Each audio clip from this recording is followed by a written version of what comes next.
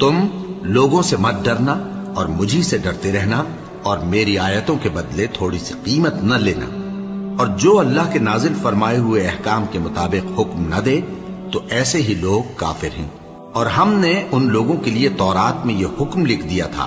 कि जान के बदले जान और आंख के बदले आंख और नाक के बदले नाक और कान के बदले कान और दांत के बदले दांत और सब जख्मों का इसी तरह बदला है।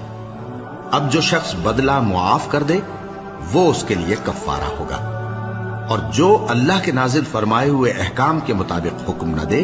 तो ऐसे ही लोग बेइंसाफ हैं। और उन पैगंबरों के बाद उन्हीं के कदमों पर हमने ईसा इब्न मरियम को भेजा जो अपने से पहले की किताब तौरात की तस्दीक करते थे